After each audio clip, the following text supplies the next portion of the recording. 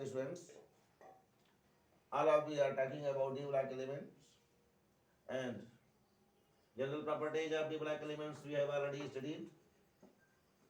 Now, the topic of today is the formation of interstitial compound. The black elements are eligible to form interstitial compound. That means the space between two atoms. Such place is called as interstitial space. Non-metals whom are smaller in size, just like hydrogen, oxygen, and nitrogen, etc., takes place such space, and obtaining one of the stable compound, and it is called as interstitial compound, such as carbon with titanium, manganese with nitrogen, hydrogen with iron, and hydrogen with vanadium. The ratio of such non-metals is not fixed with any metal. So you can say that such compounds are formed in non-stoichiometric ratio. Non-stoichiometric ratio means जो संख्याएं fix ना हो उन्हें non-stoichiometric ratio में कहा जाता है.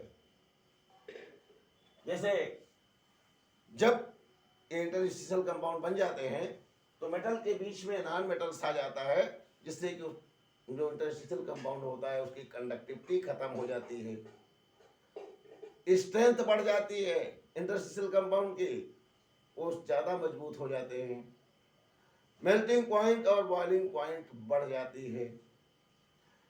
इस प्रकार से ये इंटरस्टिशियल कंपाउंड फॉर्म करने की एबिलिटी डी ब्लॉक के एलिमेंट के अंदर उपलब्ध होती है. Any problem?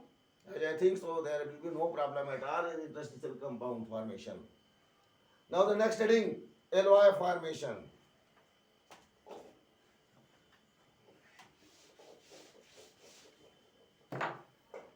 Alloy formation.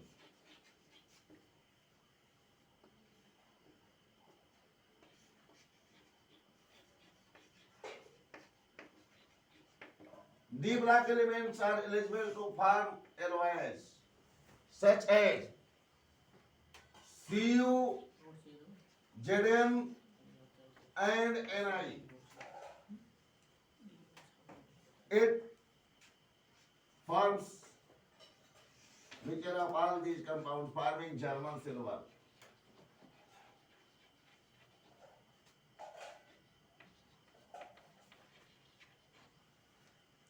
Similarly, Cu and Zn forming brass. Cu and Zn forming brass.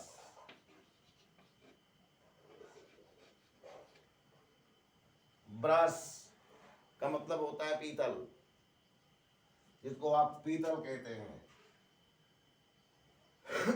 Cu और Zn, देखिए mixture of Cu, copper and tin. It forms bronze.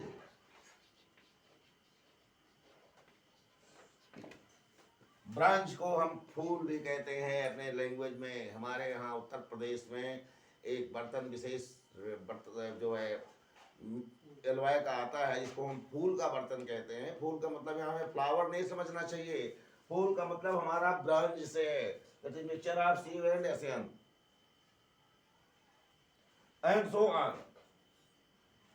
Now, one of the example is given here. What is meant by disproportionation of an oxidation state? Give an example. बच्चों, आप सभी लोग जानते हैं कि disproportionation का मतलब होता है कि जब एक ही कंपाउंड का ऑक्सीडेशन भी हो और रिडक्शन भी हो, तब हम उसे डिस्प्रपोर्शनेशन रिएक्शन कहते हैं. और चूंकि एग्जाम्पल ऑलरेडी सॉल्व है, इसे हमें लिखने की कोई ज़रूरत नहीं महसूस हो रही है. जैसे आप निकाल सकते हैं, देखिए MnO4 है, MnO4 से एक बार MnO2 बन रहा है और एक बार MnO4 माइनस बन रहा है. ऑक्सीडेशन नंबर निकाल करके देखिए, MnO2 में +4 हो जाएगा Mn का ऑक्सीडेशन नंबर. MnO4 2 माइनस में आप निकाल करके देखिए 8, ये 6 आ जाएगा. तो 6 से 4 होना और एक में 6 से 7 हो रहा है. तो जिसमें 7 हो रहा है MnO4 माइनस में, वो ऑक्सीडेशन को एक्सप्रेस कर रहा है, और MnO2 में 4 हो रहा है, तो ये रिडक्शन को शो कर रहा है।